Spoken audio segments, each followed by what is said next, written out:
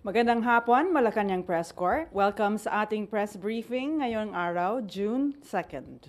The National Economic and Development Authority Board, or NEDA Board, chaired by President Ferdinand R. Marcos Jr., convened this afternoon and approved some projects and initiatives of the government that will support the attainment of our country's overall goal of deep economic and social transformation.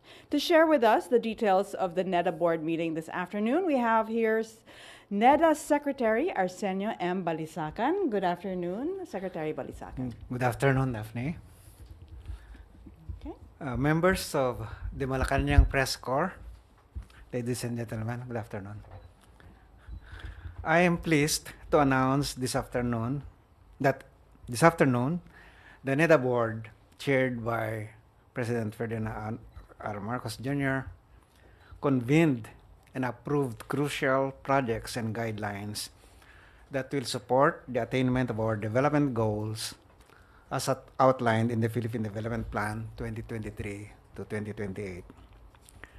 First, the NEDA Board has approved the Tarlac-Pangasinan-La Union Expressway or TIPLEX Extension Project in accordance with the Investment Coordination Committee guidelines.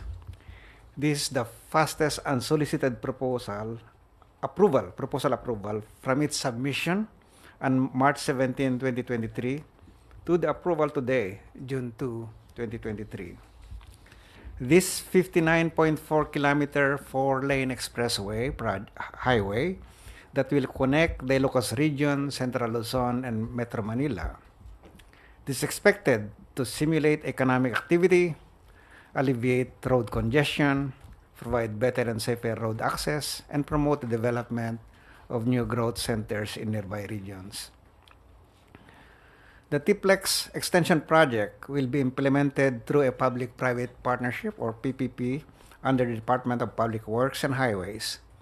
The estimated cost of the project is 23.4 billion.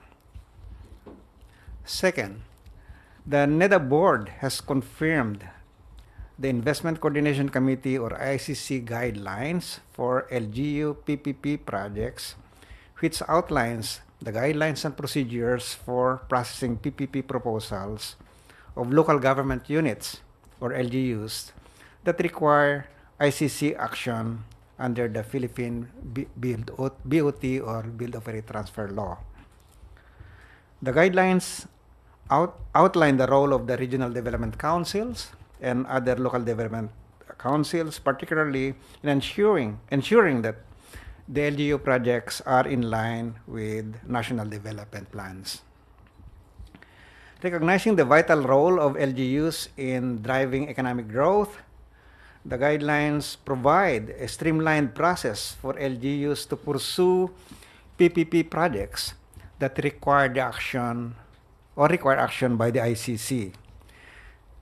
This initiative aims to empower LGUs and enable them to effectively engage in PPPs that will promote local development and attract investments.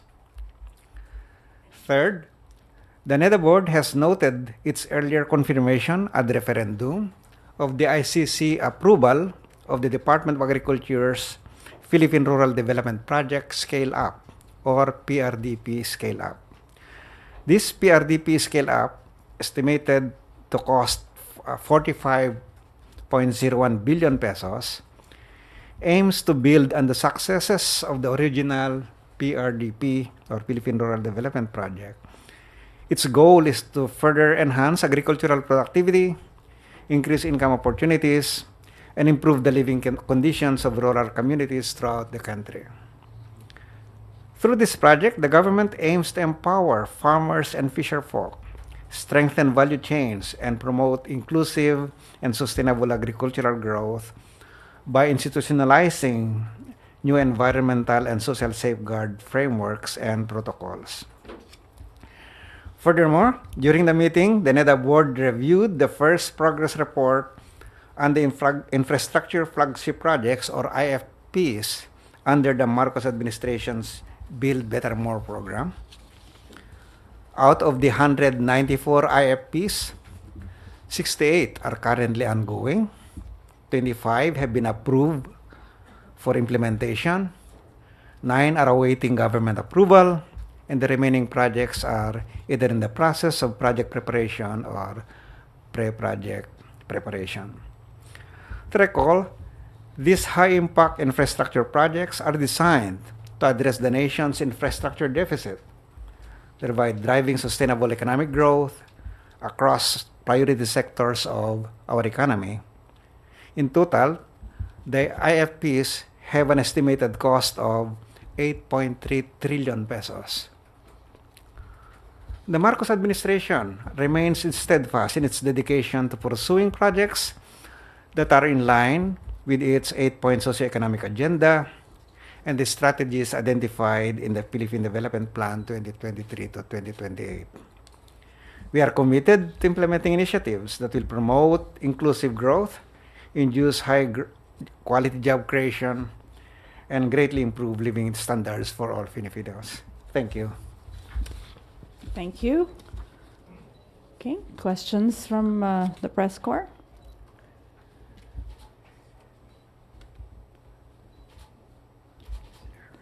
Harley Valbuena. Hello, good afternoon po, Ms. Daphne, Secretary Balisacan. Sir, doon sa approved project, doon sa TPLEX, meron na po kaya tayong timeline kung kailan ma-implement yung project? If ever po mabuo na yung PPP, kailan po kaya yung completion niya, if ever? And then, kung meron na rin po tayong projection, kung ilan po yung jobs na ma-generate nito, if ever po, nag-start na yung project? Yeah. Okay, so the next step now after this approval is for the negotiation with the proponent, no? Then we'll go into a Swiss challenge, and then implementation. So the plan is to complete this project within the term of the administration, and that's why in my earlier statement that we are monitoring closely the implementation of these projects so that we don't experience the kind of delays that beset many of our projects in the past. No? So yeah, and as I said, this will substantially improve the economic environment in Northern Luzon because that will improve better access to provinces of La Union, Ilocos Norte, Ilocos Sur, and neighboring areas. No? So there will be a lot of opportunities that will be generated, particularly employment opportunities will be generated. Can you imagine you can go to your favorite surfing capital in the north, because this is a highway that, where it is not, where the end of that current highway now, right? It's in Rosario, no? From Rosario, you'll have another 59 kilometers of similar highway, good quality highway, to bring you to San Juan, where is the surfing capital, right? In the north. So the end point there is San Juan, and then in the future, the plan is to bring all that expressway all the way to the Ilocos, further north, to Vigan, to Lawag. Okay, Raquel Bayan, Radio Pilipinas. Sir, you mentioned 194 projects po sa ilalim ng Build Better More, and then 68 po yung ongoing, 9 po yung waiting for government approval, or we're expecting po na ma-aprobahan po ito bago yung SONA po ng Pangulo. Yes. All those 194 projects will have to be either completed or largely completed during the term of this administration. Many of this, or some of this, will spill into the next administration, just like all these previous other projects. That those projects that I mentioned that will be completed this year and next, those projects were started during the previous administrations. No? So it has to be like that so that we can completely address the infrastructure deficits in the country. Yung sir, particularly yung 9 projects po waiting for government approval na lang po, you mentioned po kanina. Are we expecting po na ma-aprobahan po before yung SONA po ng Pangulo? Some of this, yes, because we'll have one more NEDA board meeting before the SONA. So we'll see how our different agencies can complete their work, no? Particularly the vetting and assessment of the projects. This for this TIPLEX extension project was quite fast by our standard, by the country's norm, no? It's very fast. Similarly with the PRDP, the project that I mentioned, this World Bank funded project, that was quite fast because we monitored closely the execution of the plans. And that's what we promised to the President this afternoon, that we will have a dashboard that we will show where we are at any particular point in time in relation to our baseline. The one that we presented this afternoon is the baseline. And from there, every quarter, we'll monitor the progress.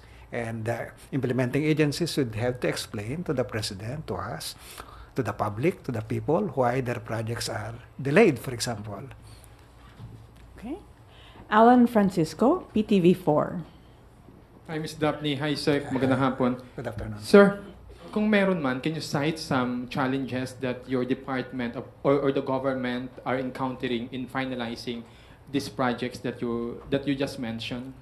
Well, some of these have relate to coordination among agencies, because, for example, the preparation of TIPLEX, there are many agencies that have to deal with the right-of-way, securing the right-of-way, securing the permits, securing, and then the submission of the requirements by the implementing agency so that the NEDA board secretariat can complete its work.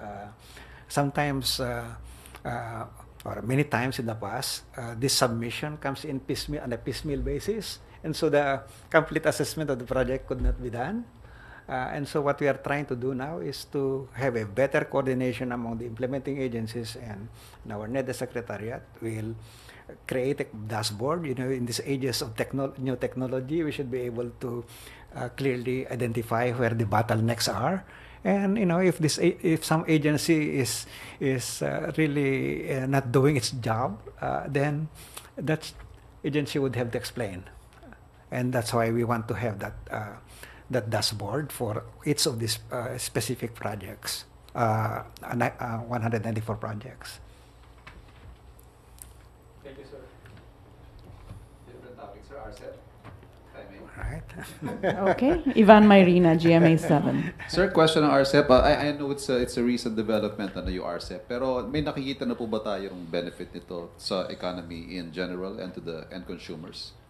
As I mentioned earlier, here, the RSF is a major game changer for us because it provides us improved access to the much bigger markets out there for our own produce. No, we have so much potential for processed products, for example, processed agricultural products, but using the Philippines as the only market will not bring you anywhere. Will not bring you far. You need to have a much bigger market for these products. And so this RCEP provides that kind of framework. In fact, the negotiation that we had with China and the other member countries, we got a good deal. So that's one. The other one is the signal that we are sending to the world, that we are ready for business. Our rules with respect to trade, with respect to customs, with respect to labor, etc., are in conformity with global practices, so that the cost of doing business with the Philippines is not going to be disproportionately higher than what they would bear with our competitors, with the competing countries, So by just being a member, the potentials grow, and so even especially for investment, and that's in fact would be the much greater benefits when investments come in, because our investment climate, is now comparable to those more advanced than us. Sorry. Go ahead. Sir, related point. Yung iba hong mga produkto natin, meron tayong glut sa ngayon. For example, yung mga kalabasa po natin sumusobra. makakatulong ko kaya ang RSF para hindi tayo magkaroon ng startups at may export natin ito at hindi Yes, nalulugi yes. yung mga magsasaka at Precisely. nasisira yung mga pananim. Precisely, yeah. That's because, as I said, the local market is just not enough to, market for our produce, no? Especially if we want to raise the prices for this, so that farmers can get more returns for their produce, no? But we need to comply with international standards. No, there's certain standards at the export markets and the markets outside us, in terms of quality, in terms of certain diseases. There's so much that we have to do. We have to improve our packaging, for example. We have to improve our standards with respect to canning or processing. That is what I believe will be, the source of the bigger benefits. Of course, this will not come overnight. I mean, those benefits do not show up overnight, but we have to start, doing the work now. And I think by becoming a part of the RCEP, that put, a pressure on us to shape up. Otherwise, we lose the competition. Thank you, Secretary. Okay. Alan Francisco again, PTV4. Sir, other topic ko pahabol lang. Just early today, President Marcos led the launching of the eGov.ph super app, and he mentioned that eventually that app would help our economy. So can we get your reaction on that, sir? Yeah, I think the app will simplify greatly transactions with government. Just even transacting among government agencies, it's already a big challenge, no? But by forcing us to have a common platform, then it will be easier for us to communicate that, among the different agencies. Better, the public will have a better way of experiencing public service, no? So if they can reduce their cost of transacting with government, because you have an efficient app platforms for transacting with the government. You don't have to travel. If you are from Bulacan, you don't have to go to Makati or to Pasig to get, just to transact with an agency. If you don't, things like that. So I think, and that's the world that we are in now. The rest of many countries are moving fast with digitalization, and they have really no choice but to catch up. So if you look at the Global Innovation Index, for example, it's quite a challenge. We are not the worst, but we are not among the best also at the moment, no?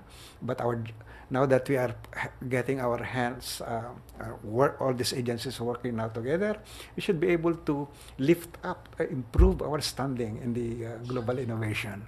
And that's also another, digitalization is a very important component of that innovation drive.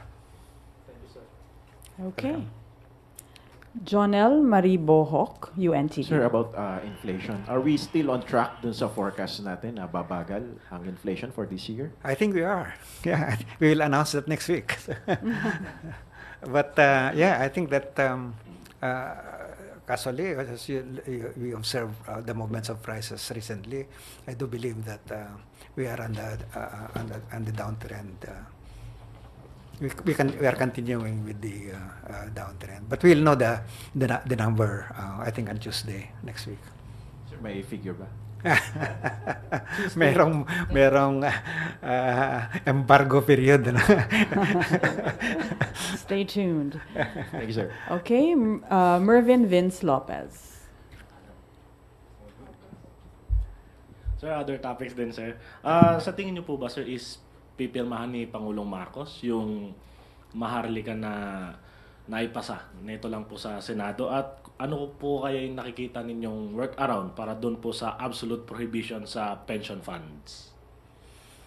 The President certified the passage of the Maharlika, no? So and I think that that the amendments or the improvement or the final provisions, we can live with those. I mean, they are in general quite good provisions, especially those that improve the governance of Maharlika, the safeguards and so on. Those are very useful at least from my point of view.